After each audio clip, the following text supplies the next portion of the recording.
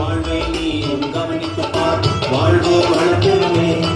அவர் வழியை நீ கவனித்து பார், முன்னேறி செல்லலாமே. அவர் வாழ்வை நீ கவனித்து பார், வாழ்வோ வளர்ந்துமே. அவர் வழியை நீ கவனித்து பார், முன்னேறி செல்லலாமே. அவர் உண்மையுள்ளவர், அவர் நிரந்தரமானவர். அவர் உண்மையுள்ளவர், அவர் நிரந்தர